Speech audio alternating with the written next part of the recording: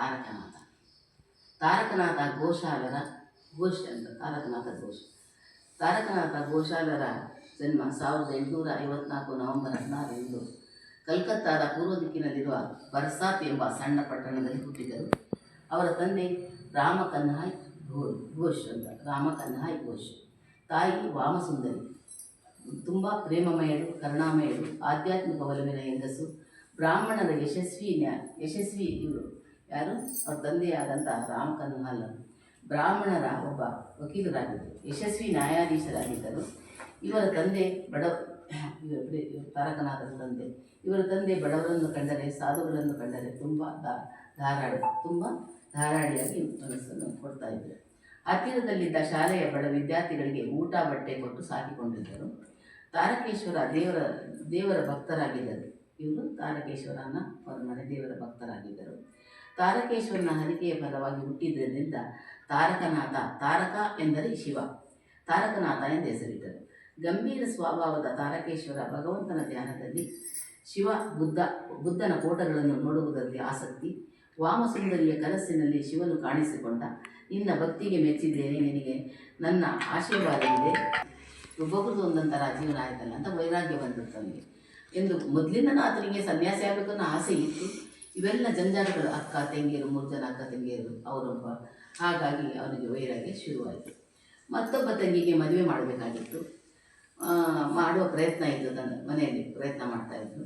ವರದಕ್ಷಿಣೆ ಕೊಡಲು ಆಗದೆ ಎದುರು ಬದಲು ಮದುವೆಯ ಸಂಬಂಧ ಬಂದಿತು. ವರದಕ್ಷಿಣೆ ಕೊಡೋಕ್ಕಾಗಲಿಲ್ಲ. ಇನ್ನು ಇವರು ಮದುವೆ ಆಗದಲ್ಲೇ ತಾರಕನಾಥರಿದ್ದಾರೆ, ಅದಕ್ಕೆ ಎದುರು ಬದಲು ಸಂಬಂಧವಾದರೆ ಮಾಡ್ಕೊಳ್ತೀವಿ, ನಿಮಗೂ ವರದಕ್ಷಿಣೆ ಬೇಡ, ನಮಗೂ ವರದಕ್ಷಿಣೆ ಬೇಡ ಅನ್ನೋ ಸಂಬಂಧ ಬಂದಾಗ ಮದುವೆ ಆಗುವುದಿಲ್ಲ ಎಂದು ತೀರ್ಮಾನ ಮಾಡಿದ್ದವನು ಅನಿವಾರ್ಯವಾಗಿ ಮದುವೆ ಆಗಬೇಕಾಯಿತು. ತಂಗಿಗೋಸ್ಕರ ಮದುವೆ ಆಗಬೇಕಾಯಿತು. ಭವಿಷ್ಯದ ಪ್ರಶ್ನೆ ಯೋಚಿಸಿ ಮದುವೆಯಾದ ಅನಿವಾರ್ಯದ ಕಾರಣ ಒಪ್ಪಿಕೊಂಡ. ಮನಸ್ಸಿನಲ್ಲಿ ದುಃಖ, ಬ್ರಹ್ಮಚರ್ಯವನ್ನು ಪಾಲಿಸಬೇಕು ಎಂದು ತುಂಬ ಆಸೆ ಇದ್ದವ ಕಲ್ಕತ್ತಾಗೆ ಬಂದು ಒಂದು ಕೆಲಸಕ್ಕೆ ಸೇರುತ್ತಾನೆ. ಕೇಶವಚಂದ್ರ ಸೇನರ ಪರಿಚಯ ಆಗುತ್ತೆ. ರಾಮಚಂದ್ರ ದತ್ತರ ಮನೆಯಲ್ಲಿ ರಾಮಕೃಷ್ಣರು ಬರುತ್ತಾರೆ ಅಂತ ತಿಳಿಯಿತು ಅವನಿಗೆ. ರಾಮಕೃಷ್ಣ ದತ್ತರ ಮನೆಗೆ ಯಾವಾಗಲೂ ಸತ್ಸಂಗ ಮಾಡಲಿಕ್ಕೆ ಬರ್ತಾರೆ ಅಂತ ಗೊತ್ತಾಯಿತು. ಬರುತ್ತಾರೆ ತಿಳಿಯಿತು. ಭೇಟಿಯಾಗಲು ಹೋಗುತ್ತಾನೆ. ಜನರ ಮಧ್ಯದಲ್ಲಿ ಕುಳಿತಿದ್ದಾನೆ. ರಾಮಕೃಷ್ಣರು ಭಜನೆಯಿಂದ ಸಮಾಧಿ ಸ್ಥಿತಿಯಲ್ಲಿದ್ದಾರೆ. ದಿವ್ಯವಾದ ಮಂದಹಾಸ ಅವರ ಮುಖದಲ್ಲಿ ಬೆಳಗುತ್ತಿದೆ. ಪ್ರಜ್ಞೆ ಬಂದಾಗ ನಾನು ಎಲ್ಲಿದ್ದೇನೆ ಎಂದು ರಾಮಕೃಷ್ಣರು ಬಾಬುರಾಮನ ಮನೆಯಲ್ಲಿದ್ದೀರಿ ಎಂದು ಕೆಲವರು ಹೇಳುತ್ತಾರೆ.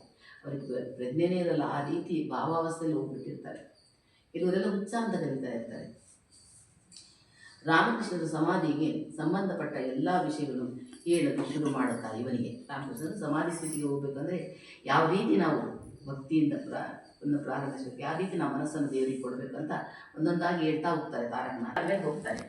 ಇನ್ನು ಇವನು ಬರುವುದನ್ನೇ ನಿರೀಕ್ಷಿಸಿ ಗಂಗೆಯ ದಡದಲ್ಲಿ ಮುಖ ಮಾಡಿಕೊಂಡು ನೋಡುತ್ತಿರುತ್ತಾರೆ. ಪ್ರತಿದಿನವೂ ಅವನು ಬರ್ತಾನೆ, ತಾರಕನಾಥ ನನ್ನ ಶಿಷ್ಯ ಬರ್ತಾನೆ ಅಂತಂದು ಅವರು ಎದುರು ನೋಡ್ತಾ ಇರ್ತಾರೆ. ಯಾವಾಗ ಗಂಗಾ ದಡಕ್ಕೆ ಹೋದರು ನಿಂತ್ಕೊಂಡು ನೋಡೋರು ಯಾರು? ರಾಮಕೃಷ್ಣರು.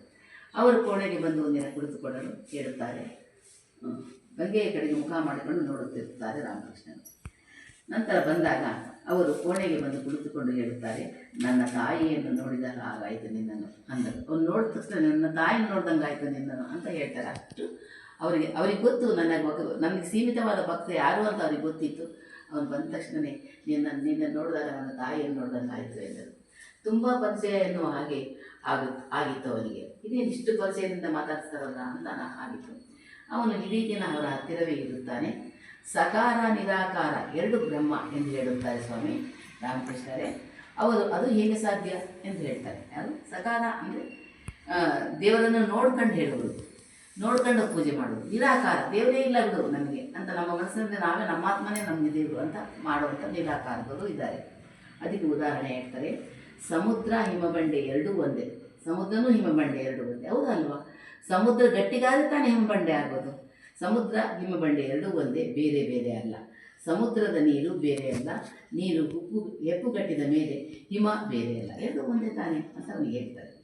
ಅದೇ ರೀತಿ ಸಕಾರ ನಿರಾಕಾರ 2 ಒಂದೇ. ಅದಕ್ಕೆ ತಾರಕನಾಥ ನನಗೆ ನಿರಾಕಾರ ಇಷ್ಟ ಎಂದು ಅವನು ಹೇಳ್ತಾನೆ. ನನಗೆ ಮೂರ್ತಿ ಪೂಜೆ ಬೇಡ, ನನಗೆ ಫೋಟೋ ಪೂಜೆ ಬೇಡ, ನನಗೆ ನಿರಾಕಾರನೇ ಇಷ್ಟ ಅಂತ. ಆಯಿತು ಅಂತಾರೆ ತಿಳ್ಕೊಂಡು. ಅವ್ರು ಯಾವುದಕ್ಕೂ ವಿರೋಧ ಮಾಡಲ್ಲ.